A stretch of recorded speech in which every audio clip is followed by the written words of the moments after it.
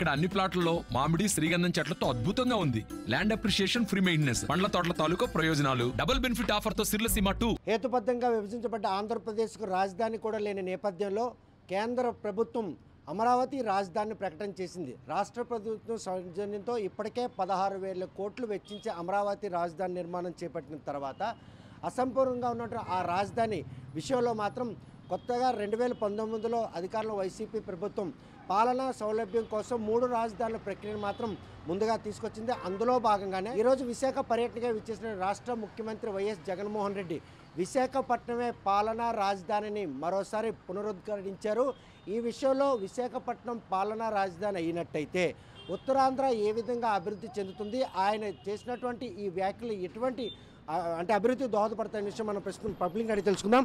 చూస్తే కనుక ఈరోజు విశాఖ పర్యటనకు వచ్చినటువంటి జగన్మోహన్ రెడ్డి విశాఖపట్నమే పరిపాలనా రాజధాని అని మరొక్కసారి నొక్కి ఒక్కలని చెప్పారు. ఇప్పటికే 3 రాజధానుల విషయంలో అనిశ్చిత నెలకొన్న నేపథ్యంలో ఈరోజు ఆయన చేసిన వ్యాఖ్యలు ఏ విధంగా మనం తీసుకోవాలి? అనిశ్చితి నెలకొందని మనం అనుకుంటున్నాం, కానీ సీఎంకి అనిశ్చితి లేదు, క్లారిటీగా ఉన్నారు. ఆయనైతే 3 రాజధానుల ప్రక్రియను కొనసాగిస్తున్నారు. విశాఖని ఇప్పుడు పరిపాలనా రాజధానిగా చేస్తానని ప్రకటించారు. ఈరోజు నొక్కి ఒక్క నుంచి చెప్పారు. ఈరోజు ఆయన చెప్పింది రేపు ఎలక్షన్లో కానీ ఆయనే సీఎం అయితే ఖచ్చితంగా చేసి చూపిస్తారు అని మేము అనుకుంటున్నాం.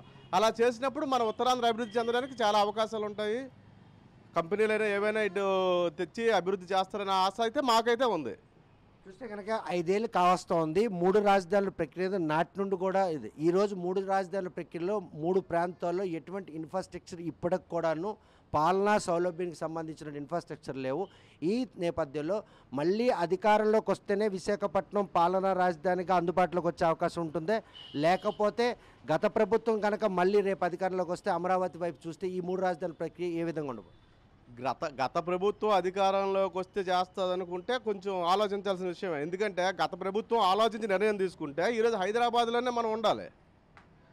వాళ్ళ స్వప్రయోజనం కోసం వాళ్ళేమొచ్చి అమరావతిని అప్పటికప్పుడు నిర్మాణం చేశారు, మోడీని పిలిచారు, ఇది చేశారు.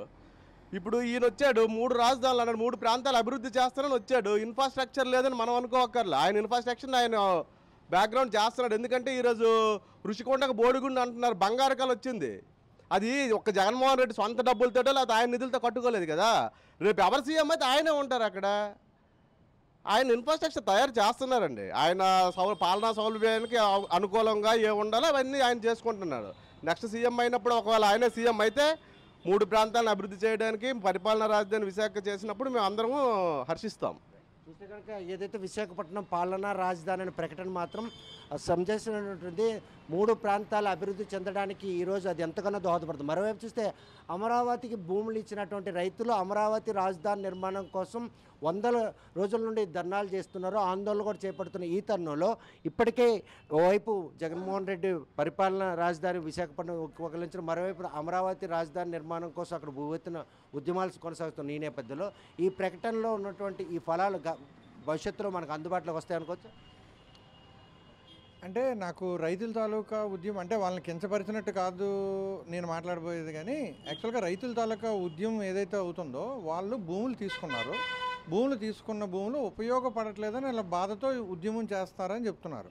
సో అయితే ప్రభుత్వమైనా ఉపయోగించుకుంటుంది, లేదా తిరిగి వాళ్ళకి ఇచ్చే ప్రయత్నమైనా ప్రభుత్వం చేస్తుంది. తిరిగి వాళ్ళు తీసుకున్నారు అనుకోండి, వాళ్ళ వ్యవసాయం వాళ్ళు చేసుకోవచ్చు. తిరిగి ప్రభుత్వం ఉపయోగించుకోవాలనుకుంటే ప్రభుత్వం మిగిలిన ఇన్ఫ్రాస్ట్రక్చర్ ఏవైనా చేసుకోవడానికి ఉపయోగించుకోగలిగిన భూములు ఇవ్వడానికి కూడాను వాళ్ళ త్యాగాలకు ఒక అర్థం ఉంది. ఆంధ్రప్రదేశ్ చరిత్రలో ఆ ప్రాంతం ప్రజలు నిలిచిపోవాలనే ఉద్దేశంతో ఆ రోజు భూములను ఇవ్వడం జరిగింది. వాళ్ళ మనుగడ కూడా పూర్తిగా కనుమరుగైపోయిన నేపథ్యంలో అసంపూర్ణంగా ఉన్న అమరావతి రాజధాని నిర్మాణం జరగలేదు. మేము రాజధాని నిర్మాణం కోసం ఇచ్చిన భూములు మాత్రం ఇలా తత్సారం చేయడం ఎంతవరకు సమంజసం ప్రశ్నిస్తాం. అంటే ఏదైనా నగరం కానీ ఒక రాజధాని కానీ నిర్మాణం ఎలా జరగాలి అంటే ఒక బిల్డింగ్స్ తీసుకొచ్చి నిర్మాణం ఒక 5 సంవత్సరాలనో 10 సంవత్సరాలనో ఇది బిల్డింగ్లు కట్టేద్దాం అన్ని కాంక్రీట్ బిల్డింగ్స్ నిర్మాణం మాత్రమే రాజధాని కాదండి. రాజధాని అంటే ఒక నగరం ఎలా ఏర్పడుతుందంటే, ఒక జంక్షన్ ఎలా ఏర్పడుతుందంటే అక్కడ వివిధ రకాలైనటువంటి సదుపాయాలను మనం కల్పించేస్తే సరిపోతుంది. అక్కడే ఒక కిల్లి బడ్డీ పెట్టుకున్నాడు ఉంటాడు, ఒక కూలింగ్ షాప్ పెట్టుకున్నాడు ఉంటాడు, ఒక సినిమా థియేటర్ కట్టినాడు ఉంటాడు, సో ఒక మల్టీప్లెక్స్ కట్టుకున్నాడు ఉంటాడు. వీళ్ళందరినీ ఏమవుతుందంటే ఆ విధంగా ఆ చుట్టుపక్కల ఏరియా ఆ విధంగా డెవలప్ అవుతుంది. అక్కడికి వలసలు పెరుగుతాయి, వలసలు పెరిగి సెటిలర్స్ పెరుగుతారు. ఈ విధంగా డెవలప్ అవుతుంది కదా తప్ప నేను మొదటి నుంచి అంటే ప్రత్యేక ఆంధ్రప్రదేశ్ ఏర్పడినప్పటి నుంచి కూడాను ఇదే వెంటనే రాజధాని కట్టాలంటే రాజధాని కట్టడం అంటూ జరగడం అనేది హాస్యాస్పదం. రాజధాని ఎక్కడ కట్టబడదు, నిర్మించబడదు. కొన్ని సంవత్సరాల పాటు దాని మీద ఇది చేసిన తర్వాత అప్పుడు తయారు చేయబడతా తప్ప కట్టడం అనేది జరగదు. అదేవిధంగా ఇప్పుడు విశాఖపట్నం పరిపాలన అంటే నేను ఇప్పుడు ఆయన అనౌన్స్మెంట్ కూడా నేను చూడలేదు. ఇప్పుడు మీరు చెప్పిన తర్వాత నాకు చాలా సంతోషం అనిపిస్తుంది. పరిపాలనా రాజధాని విశాఖపట్నం అని గట్టిగా నొక్కి వక్కానించడం ఆ విషయాన్ని నేను చాలా సంతోషిస్తున్నాను, ఆహ్వానిస్తున్నాను. ఎందుకనంటే మాకు జగన్మోహన్ రెడ్డి ఒక లడ్డు ఇచ్చారు, వేరే వాళ్ళకి ఆ లడ్డు అంటే అది లాక్కొని ఇచ్చారా లేకపోతే ఏం చేశారని. సో నేను ప్రస్తుతానికైతే ఎంజాయ్ చేస్తాను, నాకు సంతోషం అనిపిస్తుంది. ఇక్కడ విషయం ఏంటంటే రెండో వైపు అటువైపు ప్రజలకి ఏ విధంగా చేస్తారు అనేది వాళ్ళు అడగాలి. సరే మాకు ఈ పరిపాలనా రాజధాని అటు ఇచ్చేస్తానంటే మాకు మీరు ఏ విధమైన బెనిఫిట్స్ చేస్తారని చెప్పి అనాలి తప్ప ఇది ఉత్తరాంధ్రకి వెళ్ళొద్దు లేకపోతే ఇక్కడ కాకపోతే మేము ఒప్పుకోము అనేటట్టు ఉండడం వల్ల మా అభివృద్ధిని వాళ్ళు వెనక్కి లాగేసుకున్నట్టు అవుతుంది. ఆ హక్కు వాళ్ళకి లేదు. మా అభివృద్ధి మా హక్కు, అది ఇవ్వడం ద్వారా మేము అభివృద్ధి చెందుతాం అనుకుంటున్నాం కాబట్టి మా హక్కును కాదనుకునే అధికారం ఎవరికీ లేదు. చూస్తే కనుక విశాఖపట్నం పరిపాలనా రాజధాని అనే ప్రకటన మాత్రం ఉత్తరాంధ్ర ప్రజలు స్వాగతిస్తున్నారు.